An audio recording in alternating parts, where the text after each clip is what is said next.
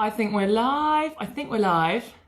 Hello, everyone. Welcome to my first Instagram live. I'm sorry if there are any technical hitches. I'm Sophia Money-Coutts, author of The Wish List. It is it nearly? Yeah, I think it's bang on 7:30.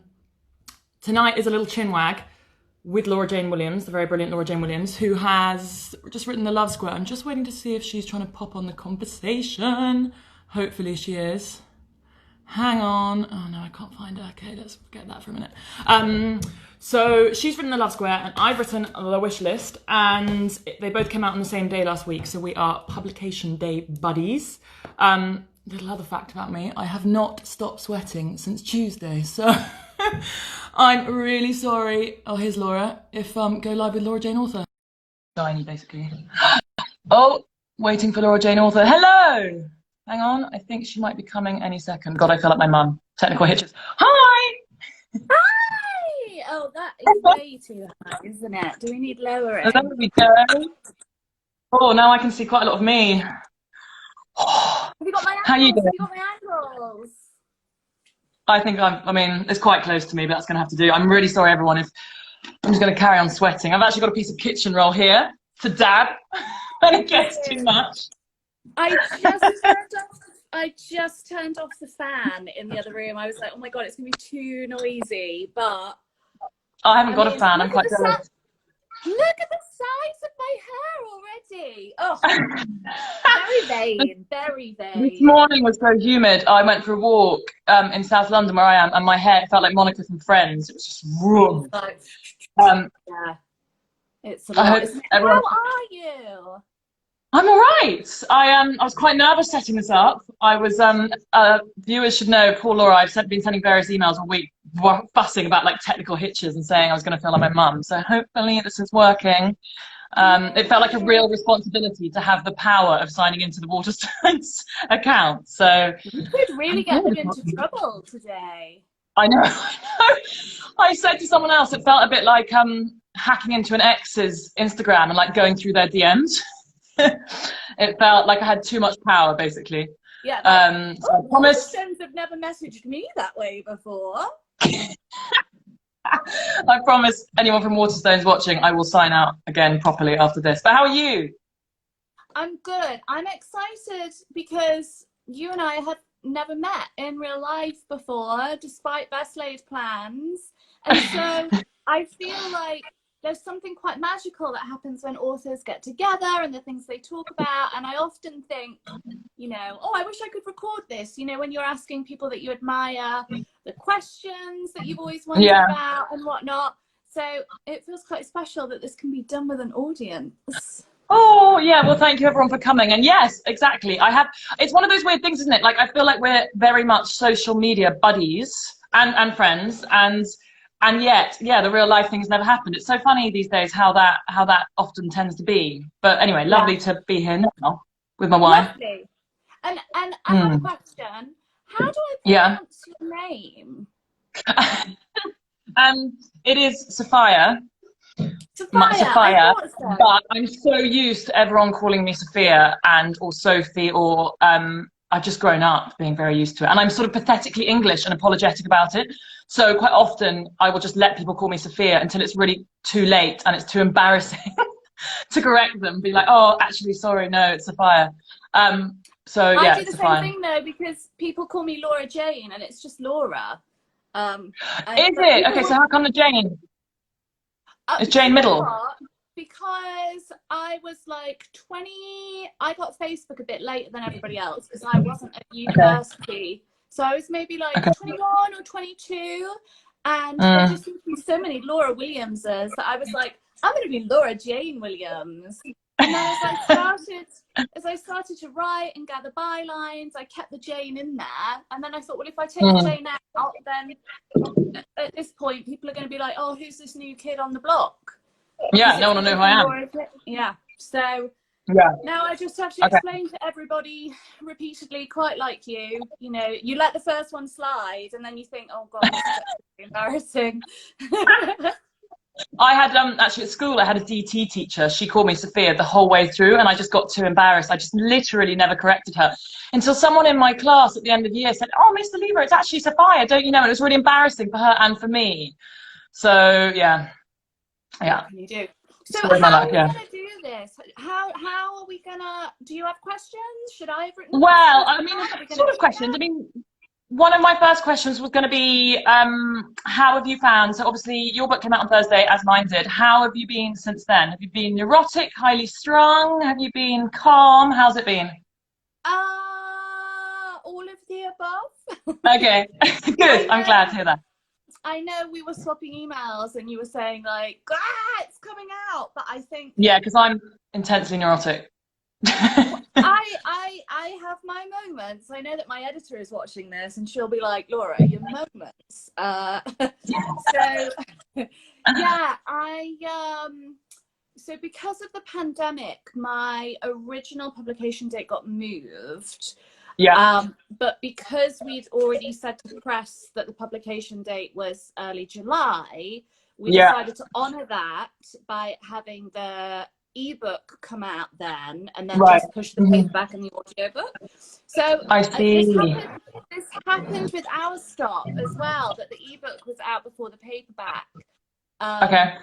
And it's a very weird feeling because it's like a half celebration. You're halfway out the door of like, well, some Yeah, people are reading it, but not everybody. yeah, totally. So I think I got some nerves out of the way because I could tell that people were being kind, and really I Right. was getting messages from people that had downloaded it saying, you know, basically understanding what it was I was trying to achieve. So by the Good. time the paperback came out, I was feeling like more just a sense of relief rather than that like Yeah, holding of the breath. right. Particularly if you delayed it for 2 months, I suppose. Yeah. Yeah, because I do get very odd around publication. In theory, it should be this big celebration. Oh my God. But there's so many other emotions happening. It's so bizarre, isn't it? It reminded me again last Thursday. It's such a weird day, I think particularly during current times, because it's so exciting. You build up to this big day, and it's sort of like your birthday in many ways, because lots of people get in touch with you and they're like, "Congratulations, it's so exciting." And it is, but it like you sort of, well, particularly this year, I wanted to rush out and go to bookshops and see it, and you kind of can't. I mean, you can, but not as much as one might have done previously. So yeah, it's very odd. I just try and distract myself normally and go see friends and yeah, hang out and drink more wine actually last week. So yeah, I was very highly Excellent. strung. Do you know what we should probably do is each introduce our books and tell everybody what they're about. So do you want to go with Love Square? Yes, You got it? sure. You Can my dab my upper copy lip that I briefly while keep you to do that. hand. It just has a little thing in that says my copy. Like this is the one that Oh, I don't accidentally put in the post to oh, I somebody. see. The Love Square, my copy, not to be Woohoo! confused. Can you see my little bookshop in the background? Well done. Do you know what? I nearly did that and then thought, I've got flowers too, and then I thought, no, people wouldn't see it. Maybe I should. Very good. I've got a little bit of subliminal advertising going on. Love it. The Love Square, spoiler free. Yeah, someone Basically, just said no spoilers. two's company, three's a crowd, four's complicated.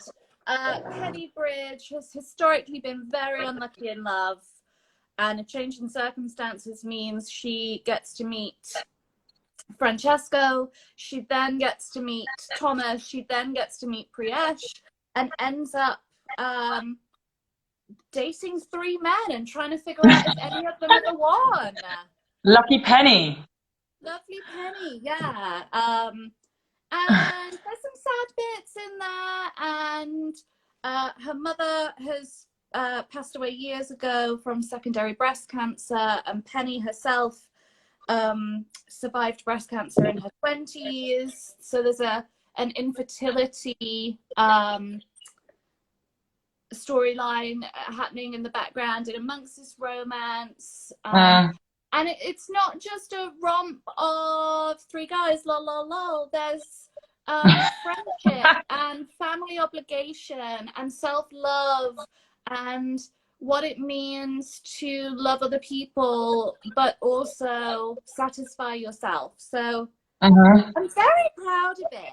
I would agree with all of that. I've read it and I completely agree with that. Actually, one of the things that I loved most of all was I said it's a good fan. Oh, just gonna dab my upper lip again. This kitchen roll is really, working hard.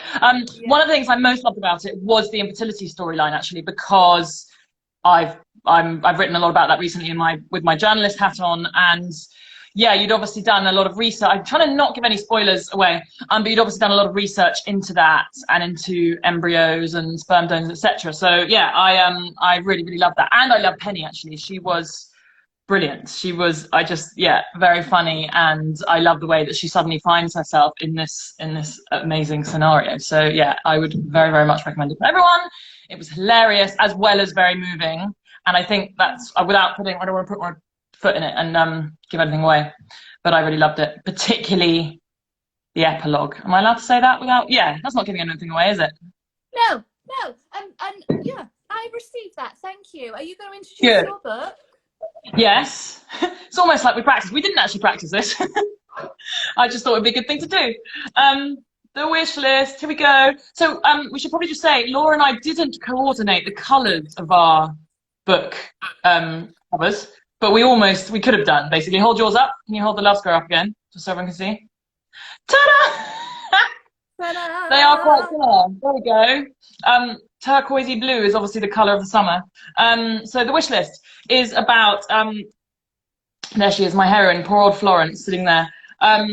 So Florence is my new heroine. She is 32, and she's never really had a boyfriend in real life, and is made to feel a little bit embarrassed about this by her two very glamorous half-sisters that she lives with, and her very bossy, socially ambitious stepmother. And the story kicks off with a family engagement dinner, and Patricia, the incredibly overbearing stepmother, oh God, my hair is really stressing me out, says, Florence, darling, it's so embarrassing that you've never had a boyfriend. You really must sort this out. I'm going to go and send you off to see this person that I've read about in Posh magazine, which is a nod to my first book, if anyone's read the plus one. So poor old Florence is sent off to see a love coach, and this love coach called Gwendolyn makes her write a wish list of all the qualities she's looking for in a guy, like physical attributes, but also character traits, stuff like that. And Florence thinks it's a load of old nonsense. She doesn't believe it at all. Gwendolyn is a sort of quite mad love coach who wears Crocs and has quite mad hair and jewelry. But she writes a love list anyway, and then dun dun dun.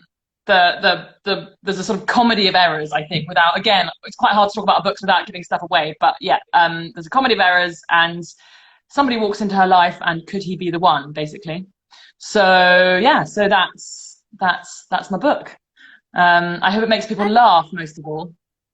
Yes, you're very, very funny. Didn't wasn't it the Standard that just crowned you as the queen of yes, very sweetly, the queen of the rom-com, or the new queen of the rom-com, which I sort of I absolutely am sort of not worthy for, because there's you write rom-coms, there's lots of us. There's like Queen Marianne, and Sophie Kinsella, and Jojo Moyes, and like lots of people who write rom-com. Well, I suppose Jojo's diverted a bit, but yeah, I don't feel remotely worthy, but it was incredibly lovely to be told that. So yeah, I'll absolutely take the new queen of the rom-com. It was very nice. So yeah, it was good. Oh, hang on. Oh, we've lost Laura. Where's she gone? Oh, maybe it's the connection. I'm gonna have some more. Oh, there we go. Back. I'm back. I was just trying to make my screen brighter. There's something about I'm so used to doing live events, and then suddenly when you're left alone with tech on your own, and it's like, I know. I was like, yeah. Oh, it's just you and us, guys. I'm gonna have to sort of witter for a couple of minutes. Probably was what I'd say. So how have you found publishing in a pandemic? Who have you been talking to? How has it felt? I think the strength of both our books, I hope, is that they are sort of escapist fiction, right? All I want, and in fact, the best messages I ever get from readers or DMs on Instagram or messages on Twitter or emails are from people, mostly women, but saying that I made them laugh. Like they fell into bed that night and they laughed for a couple of minutes, forgetting about everything else going on. And actually, I've cited this a couple of times recently, but I got a message from a mother when my paperback of my, hang on, of my She's got one. second book, What Happens, almost like I rehearsed. When that came out in April, I got a message from a woman on, I think it was on Instagram, saying, I haven't read a book since I had my 3 kids, but I went shopping and I was in Asda this week and I grabbed it and it's really got me back into reading again, so thank you. And honestly, it sounds sort of faux naive to say this, but if I got one of those messages, you know, that's kind of enough. I so loved it. I've remembered it ever since because that was so cool to me that I could have done that. So yeah, I think publishing in a pandemic has, you know, obviously had its moments, but I just hope that my books make people laugh and forget, even for like a couple of seconds or a couple of minutes, about the sort of grimness going on elsewhere. How about you? Yeah, I feel the same, and I very much, when I talk about my work, that's how I talk about it. You know, that it's not. I'm not trying to make a socio-economic comment on the, you know, post-feminist political state of whatever. I'm just trying to make you forget about everything else for a little while. And I know certainly my appetite for what I've consumed, you know, since the beginning of March, I haven't wanted heavy, I haven't wanted hard, I know there's a place for that in the world, but my contribution, I'm so committed to my contribution being uplifting, joyful, escapist, still modern, still acknowledging, you know, the time and place, but an escape. And you know, I read for about an hour every night before bed, and I think if someone were going to read me for an hour before bed, you know, I'd want them to kind of slip into a dreamless sleep, or just dream of things being easy and nice, not complicated. Yeah, I think there's totally a place for that. And it really they, in book circles, they talk about it as the HEA, the happy ever after. And I kind of I've never heard that. I'm in the wrong book circles, clearly, because I've never come across that. Yeah, the HEA. And I think there's nothing wrong with an HEA. I think there's an incredible comfort to be had from knowing you're going to get an HEA, and you can be confident that in strapping along for the ride, you'll get to experience, but you can be sure about where it's going to end. Yeah, you're not going to be dropped in that. Yeah, no, I can totally. Okay, I've never heard that HEA. Okay, I'm going to remember that. What are you? An hour before bed is really good going. What are you reading at the moment? Oh well, I can't even believe. Because I've got mine right here in case this came up. Shall I tell you what tonight is going to be? It's on my table because it just got delivered today. It's a It's a wonder I'm here. Okay. I should already be in bed with this. Oh, look at your nice dress. We hadn't had that. I think we need a twirl of that as well, please. That's so pretty. Where's that from? Big fan. I think it's Justine Tabak. She makes dresses out of cast off fabric from Italian fashion houses. Amazing. So it's like ethical, sustainable. My father saw me in it and asked if I'd been with my niece, and I was like, what do you mean? And he said, you know, it looks like she's been at it with the highlighter pen. Oh, that's Dad's for you. Tactful. Cheers, Dad. Oh, that's what you've got. Oh my God, mine's arriving tomorrow. Right, we need to discuss this immediately. Actually, can we spend the remaining 40 minutes discussing this book? I subscribed to the Times, and so read all of the excerpts when they were in the other weekend, and I pre-ordered this as I knew, and I just I am so fascinated. I love all the rumors that like Meghan and Harry collaborated on it. I know. Oh God. I mean, I'm going to try and say anything. Well, not try and say anything that gets me in trouble here. I'm so fascinated. It's actually published. I should probably say first. It's published by my imprint, HQ. Oh, So, yes. so I feel a particular sort of affinity to it. But I'm very intrigued about the unauthorized aspect of it. I think the best piece written, I don't know if you saw this piece, so Roya Nikar, who's the Sunday Times royal correspondent, wrote a piece. I think it was the first day they started serializing it, and she wrote, for a book that's technically unauthorized, the authors seem to know an awful lot about the couple, like really intimate details, down to, and this is the one that she mentioned, the expression that was on Archie's face when he came into the world, which, to be fair, is something that relatively few people would know about. That really made me laugh. And I think also the yoga position that Meghan did I was just after Harry proposed. Yeah. I don't know. I mean, I'm so jealous you've got yours. Yoga position. Well, and what's interesting is like in those moments, so I know that the authors, this is basically an unauthorized biography of Harry and Meghan, for anybody that doesn't know. Yeah. And what they've said is everything that they've said or quoted or written about has been corroborated by two sources. Everything. So I'm like, well, if they're going to talk about the yoga that Meghan did once Harry had proposed, or they talked about marriage on an African beach or whatever, right. The two people that can right, okay, just so we're all clear. Just so we're all clear. But I am also I will put aside what I am reading for a couple of days, which is another HQ author, Sarah Morgan. Right. Oh, we love Sarah. We love I always say Queen Sarah, I call her. She's heaven. Yeah.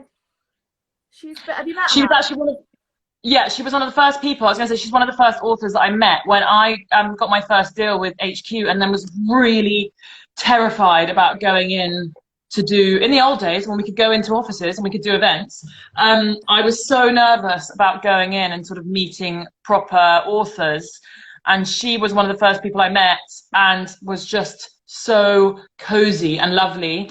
And she was the first person to ever give me a quote for one of my books, which was for the +1. And she's such a supportive, brilliant woman. I completely love her. So have you got a new one?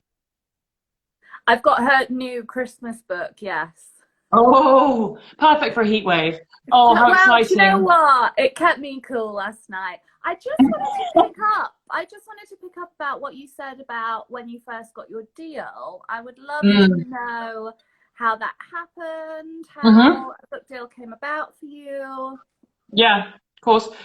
Before we get sidetracked with Harry and Meghan for the rest of the chat. I'm just it.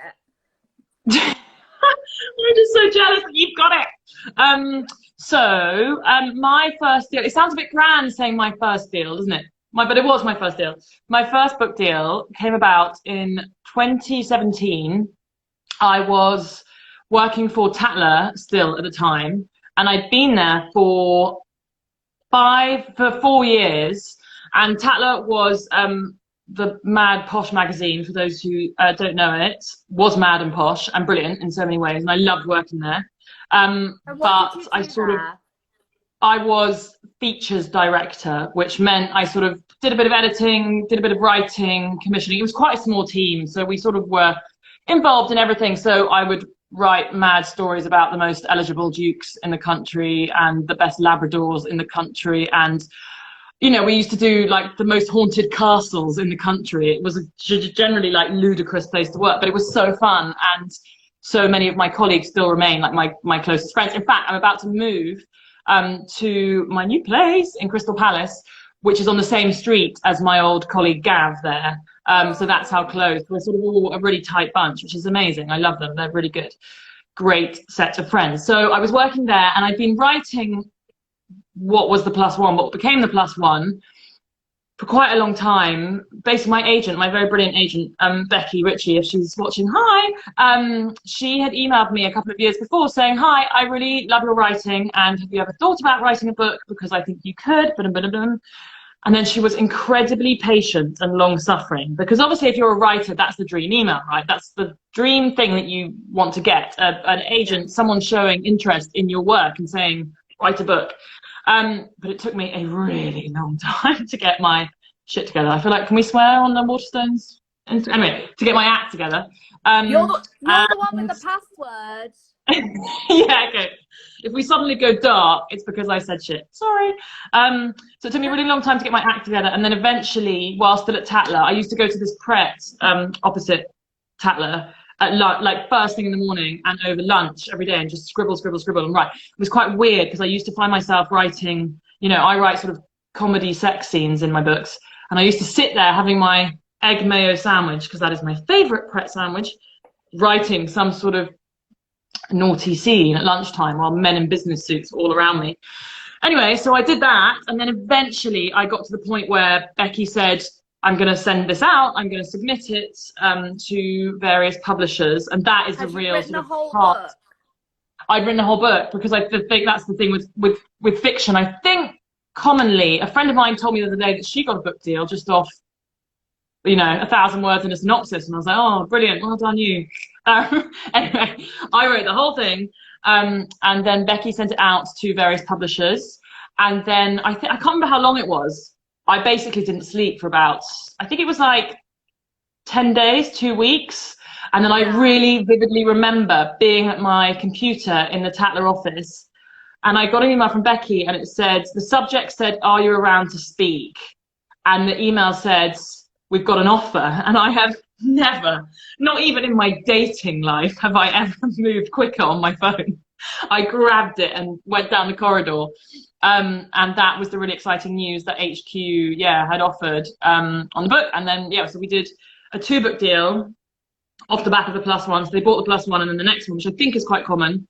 And that's how it all started really. And that gave me the confidence to then think, okay, I can go freelance, because I'd been at Tatler. By the time I left, nearly a year later, a few months later, I'd been at Tatler for like nearly 5 years, and I really loved it, but I really wanted to sort of a change in my life, basically. And I'd written a lot about dukes and labradors and haunted castles, so I thought, okay, let's maybe change it up a bit. So that was that, really. And that was, so that was 3 years ago. But it was a really, it's such a cliche to say it's a life-changing moment, but it was a really life-changing moment. So that was very exciting. And I remember being high on adrenaline, that like churning stomach thing, which I also get when I start dating someone. Actually, it's very similar. Getting a book deal and getting a new boyfriend, similar sort of vibe. I just didn't sleep for weeks and weeks and weeks, basically. I was so excited about it. How about you? What's your story? Well, I had 2 books before I went into fiction. So I had a memoir and a self-help book. Oh, I did not know that. Sorry, forgive me. Yes, right here. Okay. Let's have a look. Coming was my first book in 2016. Okay. A memoir about being dumped by my high school sweetheart, and how he married a girl that was my best friend, and how I had to learn to become myself without him. Oh, how old were you? It happened when I was like 23, 24, but we'd been together since I was like 14. So suddenly I was an adult that hadn't done the adult things to I didn't know how to be alone, traumatized. Yeah. And then I also released, after Becoming came out, I got burnout. Publishing my first book was not a fun experience for me. Okay. I think I fell into the trap that so many first-time writers fall into, thinking it's going to change everything, your life is going to be so different now, and actually you're exactly the same person, and it's really hard to sell books. It's a really good point. So I became a children's nanny. I was like, I can't keep writing, and with it being a memoir, I've kind of given away pieces of my soul a little bit and felt very uncomfortable about that. So became a children's nanny, interestingly, at the same time that I became Grazia's dating columnist, it was really a summer of just opposites. I played the opposite game all summer. And nappies and love. Yeah, nannying these 3 girls kind of brought me back to life, and my publisher asked if I would write about lessons that I had learned from children. So Ice Cream for Breakfast, how rediscovering your inner child can make you calmer, happier, and solve your bullshit adult problems. I love it. Of course, I do know about that because I know the title, because I frigging love that title. It's so good. It's a great title. I did not. Did you come up with that? Chose it. The publisher chose it. Okay. Titles are not hard. my thing. Right. I was going to ask you. Okay, so have you come up with any of yours, fiction or non-fiction? No. Me either. Slightly embarrassing, isn't it? Really? Well, because I think people who don't write quite often say, "What's your title?" And I'm like, "Oh, I don't know yet because I'm really crap at that bit." And actually, I've been living with my nieces in lockdown, so where I am now is actually it's my sister's house, and they're away at the moment. But my nieces who are 7 and 9, all they are interested in, obviously they cannot read any of my books yet because of the sex. But all they're interested in is the title, and I'm writing my 4th one at the moment, and so sweet. Every time we sit down for lunch or supper or whatever, they ask me about the title and they suggest titles, and it's always the sort of the angry wolf or the hungry elephant. They're the world's most useless titles you've ever heard. You're like, but they're so cute. No such thing as a bad idea. It's like a euphemism. Yeah, it's really sweet. So yeah, so I share the title pain. It's difficult. It's really hard. Well, I just think that's not my job. I can write great books, but when it comes to like packaging them, this is an art. And, yeah, you know, like totally. my editor does such a good job of bringing together like a title, giving a cover brief that you know, if you pass that in a bookshop, immediately you can be like, The Love Square. Oh, 1 woman, 3 guys, got it, looks fun, sold. You know, that is an art form, and I'm not trained in that. So I'm very happy to let other people do it. Very happy. Outsourcing. Yeah. So yeah, I did those 2, and then, but I studied creative writing at university. Like, it was always the objective. I always knew. I think, had I not written a memoir, I would have done the thing of my first book really being a memoir. You know, I probably would have written a fiction book. Well, to be fair, the +1 was, you know, about a girl who works at a posh magazine, and I worked at Tatler, so. Right. So I did that with Becoming. So by the time I got to Our Stop, you know, Nadia Fielding is not me, Daniel Weissman is not me. I had got like the memoir bit out of my system. And I think by the time I had started to, that's my first book from last summer, Our Stop, about 2 people who meet in the missed connections section of the newspaper and write to each other. That is the dream, isn't it? So romantic. Yeah, but I was very careful in this to address the fact of like, is it romantic or is it creepy? Because I'm sorry, if you see me on public transport and are projecting all of these ideas about what I am onto the blank canvas of my face, like, I really had to be careful to explore the fact that like, it's only romantic because she fancies him back. Yeah, particularly these days. But also, it would just be weird. Yeah, creepy. You're right. There's a very fine line there between romantic and creepy. There is. True. There is. It's. I think have been forever touched by the viral tweet that happens every Christmas about Love Actually and Andrew what's his face standing outside Keira Knightley's house, and it's like we all went mad for that when it happened, but actually.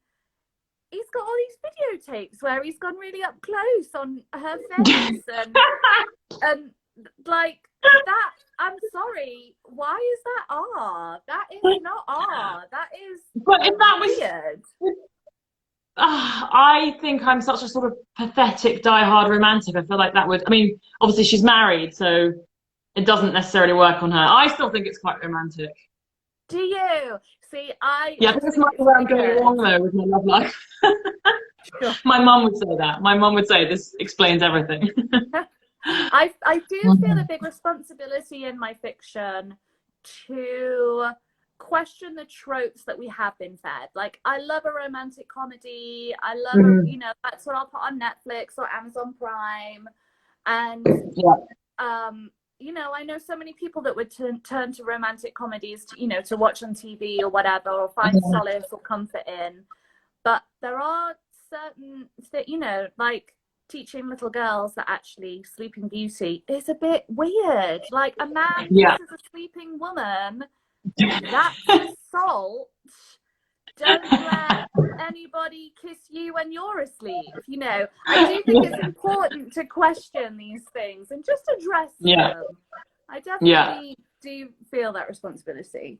But I'm pleased that you still find it romantic. For me, a bit dodge. Do you talk on the topic of feeling a responsibility? Do you, because you have a trans character in your new book, in the Love Square, did you very much want, was that a very conscious decision that you wanted to write someone like that and include them in the book? And did you do lots of research? I have a non-binary character in the Love Square, and I had just never seen it done before. I had never seen gender neutral pronouns used in any fiction, or fiction that I was reading. And I think my best friend, he is an author as well. Sorry, I just got a WhatsApp coming through. Like, who is this? So yeah, my best friend Callum, I met him my first day of university. He is a writer as well. He is part of the LGBTQ plus community. And we talk a lot about how representation matters and well, how would you do this? How would you do that? And it occurred to me, like, I just never seen a gender neutral pronoun, and how would that work? No, you're right.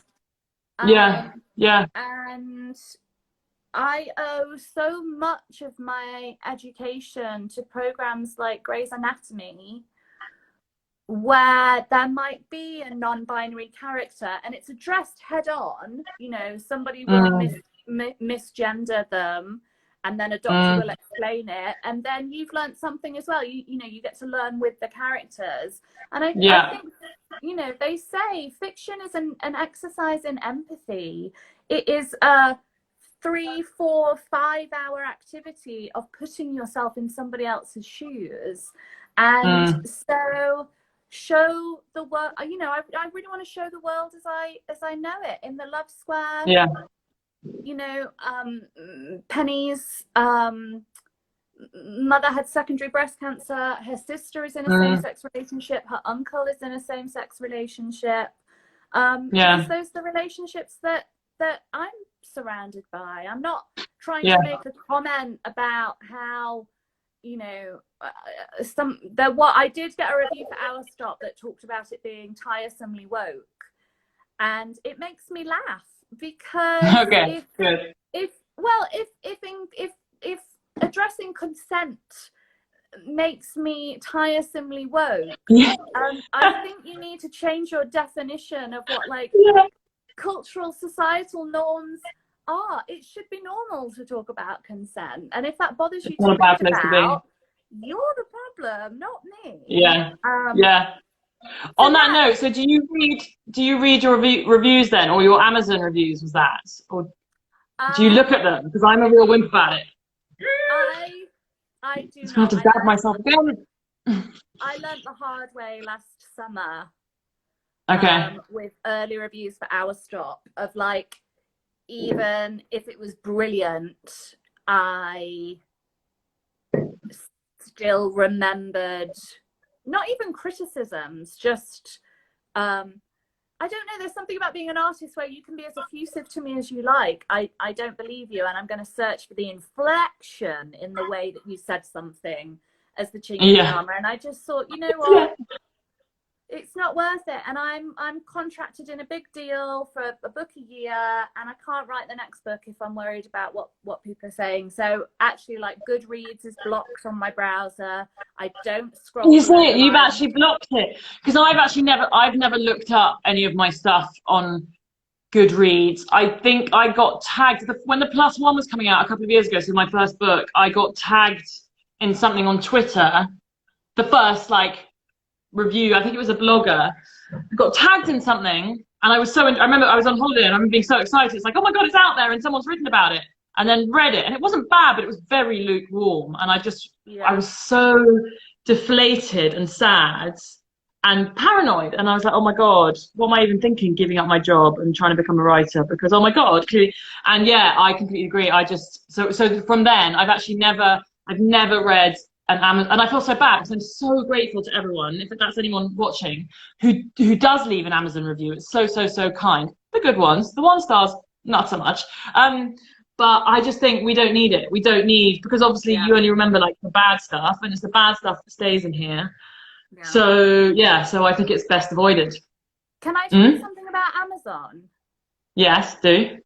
I hope I'm not getting this wrong, and I will stand corrected if I am. But as far as I know, with Amazon, it's not even about what the rating is. It's just accruing. The more reviews that you have, the more the algorithm favors it. So that really helped me in being like, well, if you think you're coming on to ruin my career with a 1-star review, all you're doing is actually sending it up the algorithm. Oh, I see. Even the 1 stars count in, bumping up the algorithm.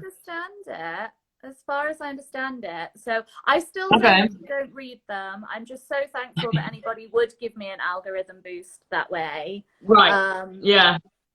But I think also, I don't so much anymore, but for years kind of lived on Instagram and, built up a community and was in the DMs a lot and in the comments a lot.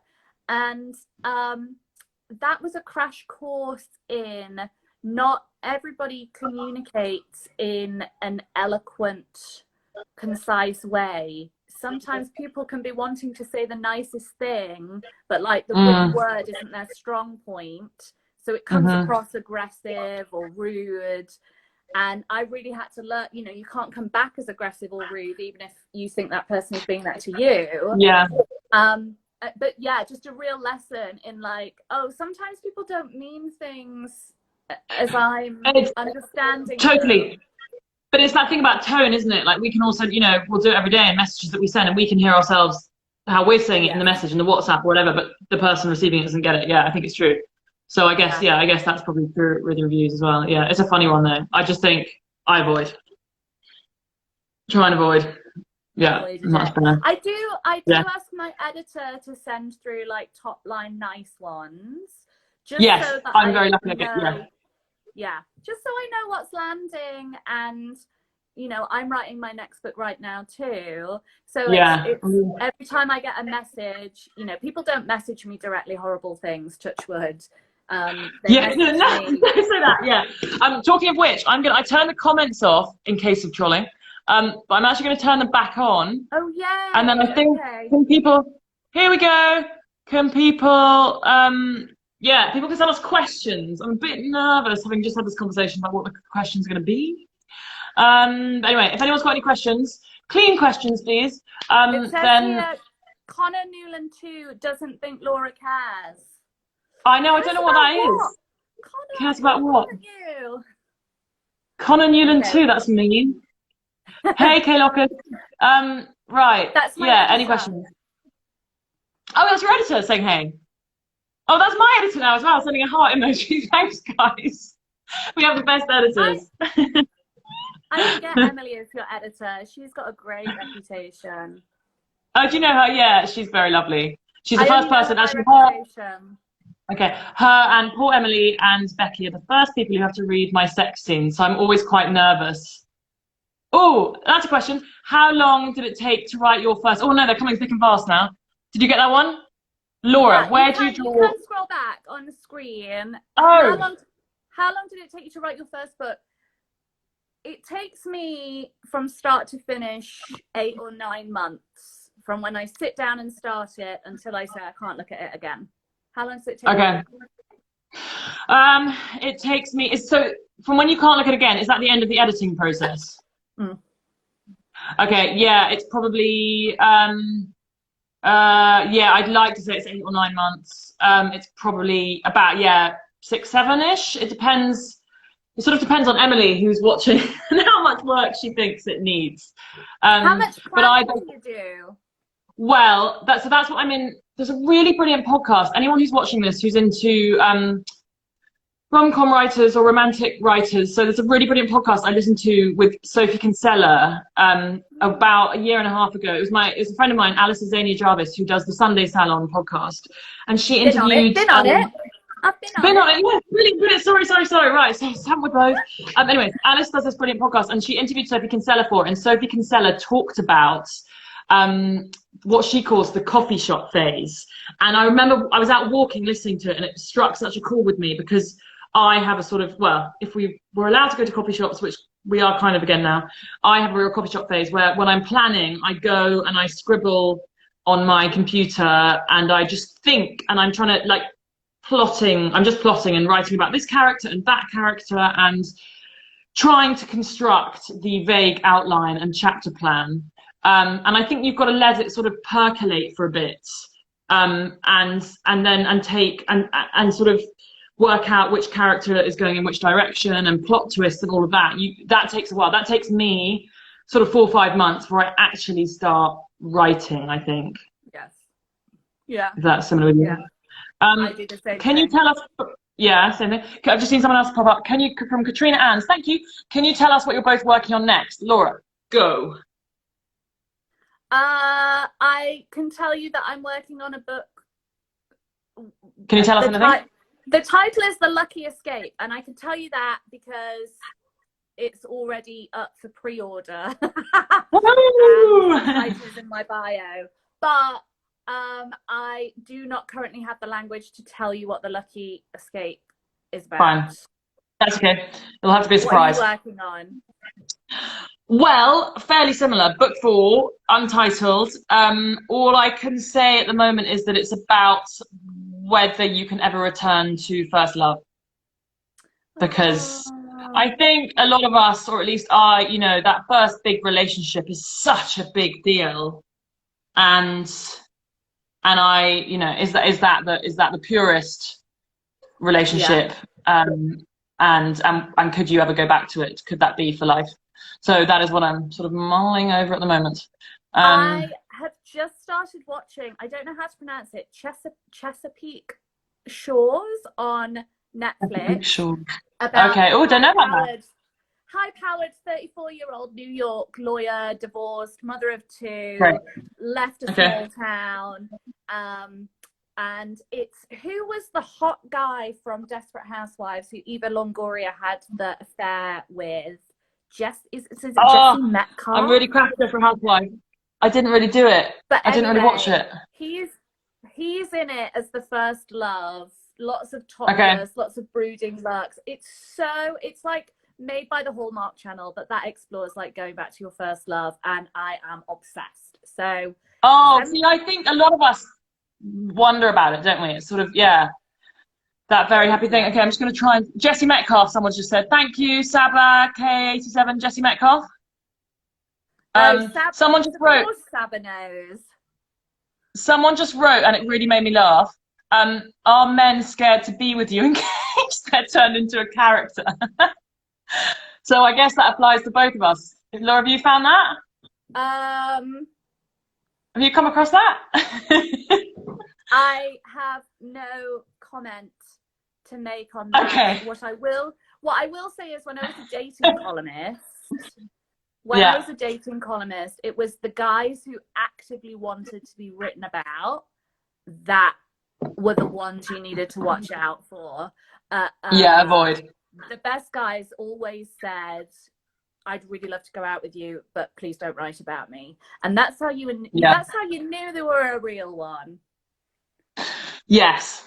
Yeah, that's true. That's a good lesson. How do you navigate because you date, how do you navigate that with potentially making somebody a character? Do you know what? I actually haven't dated since my breakup with my ex, which was nearly 2 years ago, and really hideous and sad and awful. I actually haven't dated very much, so that sort of solves that problem. But actually, having said that, I wrote a piece recently for this coming out. I wrote a piece about love coaches, and I interviewed a real love coach, which was fascinating actually. And I got one of them, this guy called James Priest, to critique my Hinge profile, and he was sort of hilarious about it. It was pretty blunt. He told me off for too many photos with sunglasses, can't wear sunglasses because guys have to see your eyes. Told me off for like my answers. One of the questions on Hinge is, what is your greatest skill? And I replied, bananagrams, and that was, James said that wasn't a good enough answer. He was so brutal. He was like, that is not interesting or funny. Like, okay. So he critiqued my dating profile anyway, and then I wrote this piece about interviewing love coaches, but also put in the stuff about him critiquing my profile. And I had actually just started chatting to this guy on Hinge, who seemed really sweet and funny and intelligent, etc. And we've been chatting for a while, and then suddenly, boom, absolutely disappeared. And I don't know, in my head I'm a bit paranoid that he'd sort of Googled me and found out about this piece, or anyway, so he's gone. So yeah, I'm not very good, I think, at navigating real life and writing about dating. So I might just steer clear of dating for a bit longer while I write my next book, maybe. Bad play. We've had a couple of questions about writing sex scenes, I saw. Oh, have we? Yeah, because I suppose how do you find that? I enjoy it. Yes. I really enjoy finding ways to explain things that are saucy but not explicit. Okay. That's quite a difficult line to tread, I think. It is, and I did cross it when writing The Love Square, and my editor came back to me and was like, I do not know what you have been reading, but this is not, we can't put this too much in. And I was like, can you tell us what that was? No. I had just been reading Dawn Porter's So Lucky. So oh yeah, okay. It's quite rude. And so I wrote this big pervy scene, and my editor showed it to my PR, and they both tease me about it even now, of like, yeah, that was like really, I'm like, I know, I don't want to talk about it. Thank you. I got really, you know, really pervy. Okay, too full on. Yeah. But you know, at least now I know where the line is. I'm happy with that. Yeah, no, that's true. I had on that note, I had a very funny comment from Emily, my editor, with the wish list. There was one sex scene I'd written, and somehow I'd got the stripping off a bit muddled up, and she'd written in comments in the side of Word, why is she taking her knickers off if she hasn't got her skirt off yet? It was like, well, basically I got them the wrong way round. And it just made me laugh. I was very glad that she'd, corrected me. So then I had to go back and write around and sort out the stripping, basically. Get everything in order. Yeah. Tights off, knickers off, skirt off, I think. Yeah. Live it out in your head. I'm going to scroll back on some of these questions because we had some. Okay. We had some. Okay, how long did it take to write your first book? Oh, the podcast. Someone said, what's the podcast called? The podcast that I was talking about is it's called the Sunday Salon, and it is by Alice Azania Jarvis, who's a very brilliant journalist, and she interviews female authors, and I very much recommend it. She's been doing it for couple of years, maybe 2-3 years, and it's just a lovely, warm chat basically with authors. So, and it's the Sophie Kinsella one. Sunday Salon with Sophie Kinsella, when she talks about her coffee shop phase. Really recommend it. It's brilliant. I tell you whose Sunday Salon I adored as well was Adele Parks. Did an amazing one. Oh, I haven't listened to it. 20 books in 20 years. The Sunday Salon episodes are normally the exact length it takes me to do a walk near here. Great. So I put it on as I set out, and so I can recommend that one as well. I listened to a writer's routine podcast with Adele, and I don't know if you do this, Laura. When she sits down to write a new book, she interviews all her characters. Oh, herself. does she? She literally, from like star sign to favorite foods to favorite film to, you know, school and stuff, she interviews, so she knows every little detail about her characters, which is obviously what you sort of should do anyway. But I love that idea of interviewing them, and I'm sure a lot of it you don't even use, but at least when you come to write, it's informed, the character informed, you know, what you know about the Yeah. characters. So I keep telling myself I'm going to do that with book 4, and I have not yet, so I will, on the to-do Yeah. list. Yeah. Excellent. Somebody here has said, how did you manage work and writing? I run a nursery and finding it very challenging to edit my books. Yeah, I can imagine, quite hard. Well, when I was finishing, now my life now, I sort of juggle journalism writing and book writing, and I still don't think I've got the balance right. I find it quite complicated. So I'm about to go into hibernation, basically. From September, October, November, I shut down and I do almost no journalism, and I just try and finish book 4. But I still do a column every week for the Sunday Telegraph, and I just don't feel like I've got the balance right. Basically, it's a bit crazy. Yeah, and I've got a podcast coming out, which I'm sorting, and it's just it's really difficult. Basically, how about you? When you were nannying, were you writing then? Yeah, because I was Grazie's dating columnist, and then I got invited to do ice cream for breakfast. So yeah, you know, I would drop the kids off at school, work all day, pick them up, do what I had to do, and then maybe do a little bit when I got home. It is really hard. I think my primary piece of advice would be even 500 words moves the needle on a project. And you can't get too bogged down in, oh, I don't have time to do 5,000 words, or I don't have time to write 2,000 words. You can't get bogged down in that. Stealing time is really the only way to get things done. But I would also dare suggest that it is in stolen moments where you can do your best work. You said to me that you loved the epilogue of The Love Square, and I wrote that when my tea was cooking one Tuesday night. It just came to me, and I was like, while that's cooking, I'm just going to jot it down. And it's not exactly like in the finished version, but I definitely got the shape of it in like 20 minutes. So what do you mean by stolen time? Just time when you didn't expect you were going to have to write? Yeah, like, oh God, the kids are 10 minutes late out of school, do it on my phone. Yeah. Oh, my tea's cooking, my laptop's right there. Like, I'll just make a start. Yeah, you can't always plan for your time, but the stolen time does add up. Yeah, that is good advice, I think. Somebody else has said, what is your favorite part of writing a book before it's published? No, you go, because I'm thinking about mine. I will say what it's not, and that is the first draft. You hate it?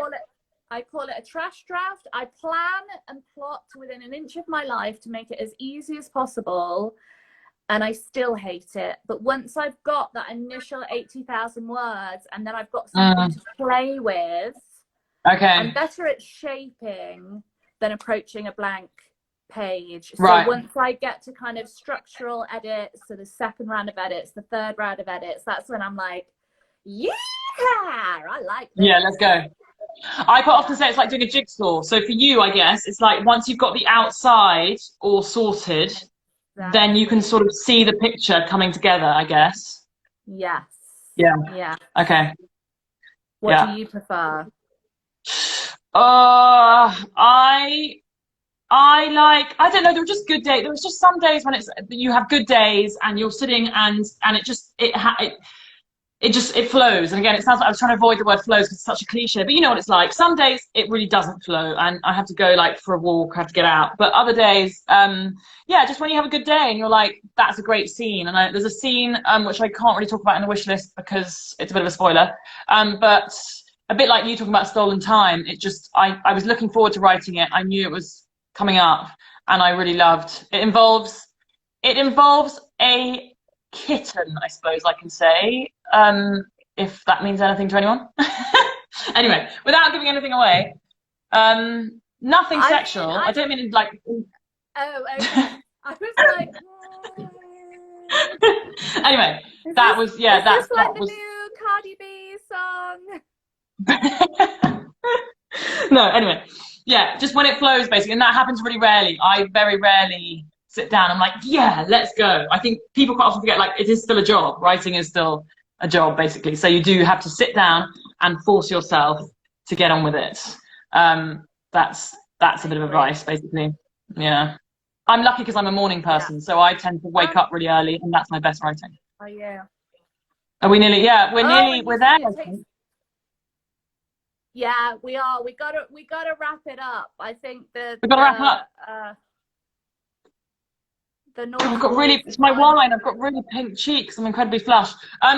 Thank you so much, everyone, for coming to join us and hear us witter on about books and Harry and Meghan and writing and sex scenes and dating. So jealous of Laura's book. I'm getting mine tomorrow.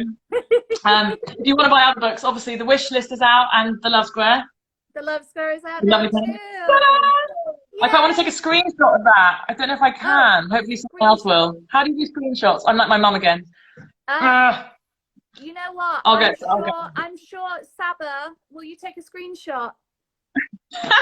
Come on, already. Yeah, someone will. Great, excellent. Guys, it's been so thank nice you all very much. Meet you this way, and no doubt we'll talk again soon. Yeah, can we exactly? Yeah, when you're yeah, let's meet in real life at some point and drink wine. But until then, excellent. So much luck with it. High five. Thank you, everyone. Bye, guys. Thank you so much. Bye.